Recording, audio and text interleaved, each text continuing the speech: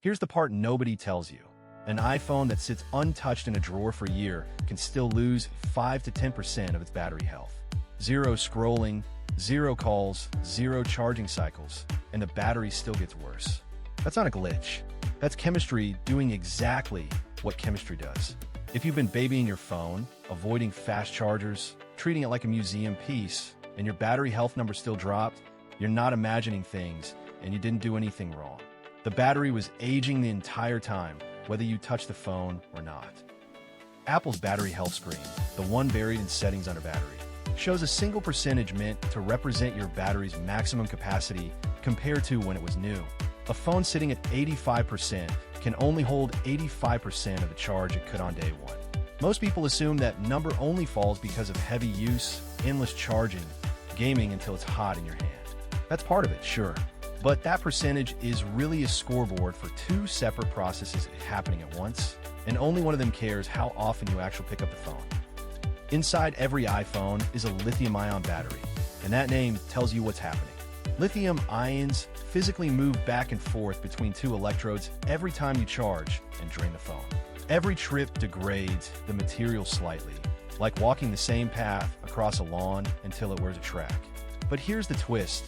Even when the phone is off and nothing is moving, the chemicals inside are still reacting with each other, slowly, constantly, at room temperature. Scientists call this calendar aging, and it happens purely because time passes and chemicals sit next to each other. Calendar aging is the quiet killer nobody markets against. A brand new battery in a sealed box on a warehouse shelf is degrading before it's ever sold. The electrolyte, the liquid that lets ions travel, slowly breaks down.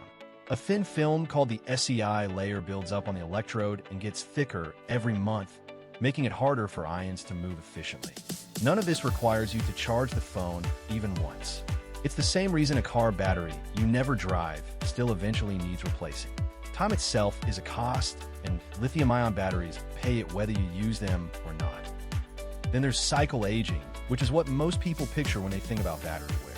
One charge cycle equals using 100% of your battery's capacity, whether that's one full charge from zero or 4 separate top-ups of 25% each. Apple rates the iPhone battery for around 500 full cycles before it drops to about 80% health. Every cycle stresses the electrode structure a little more, causing tiny cracks that reduce how much charge it can hold next time. This part actually does track with usage. Heavy gamers and people who charge overnight, every night, rack up cycles faster. But cycles and calendar time aren't equal threats, and here's where most advice gets lazy. Heat is the real accelerant behind both. Leave your phone on a car dashboard in summer, or gaming face down on a pillow, and internal temperature spikes speed up those chemical breakdown reactions dramatically. Apple has said that operating consistently above 95 degrees Fahrenheit can permanently damage battery capacity. No charging involved at all. A phone sitting in a hot glove box for a week can lose more health than a phone charged normally every day in a cool room. Heat, not usage, is doing most of the real damage. Now let's kill some myths. Always keeping your charge below 80% to protect the battery barely moves the needle for a normal owner, because Apple's own optimized charging feature already slows the last stretch of charge to reduce stress automatically. Force quitting every app to save battery does basically nothing meaningful for battery health. It just makes apps reopen slower. And storing your phone in the fridge or freezer, something people genuinely try, actively hurts it, since cold plus condensation is a bad combination for the internal chemistry. Most of the folklore around battery care is either outdated or was never true. What actually helps is less dramatic than the myths, which is probably why it doesn't spread as fast online.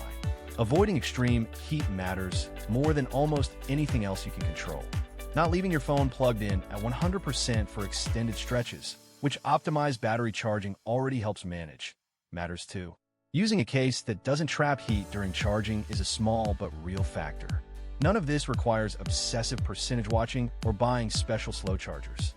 The honest version of battery care is closer to just don't cook your phone and don't panic about the rest. Here's what this actually means for you. If your battery health drops into the 80s after a year or two, that's normal aging, not a sign you did something wrong or that your phone is broken. It affects real things though. Lower health means shorter time between charges, more aggressive power management kicking in during demanding tasks, and a lower resale or trade-in value if you sell the phone later. Buyers increasingly check that number before buying used.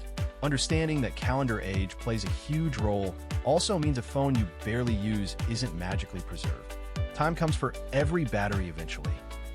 Bigger picture, battery chemistry hasn't fundamentally changed in over a decade, even as phones have.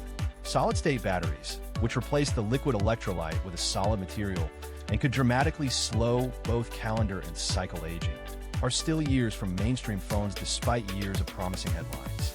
Until that shifts, expect every phone you own to follow this same curve. Gradual, largely unavoidable decline, shaped more by heat and time than by how much you actually use the thing. That's not a flaw to fix with a life hack. It's just what lithium-ion is. If this kind of straight-talk tech breakdown is useful, subscribe because we do this every week.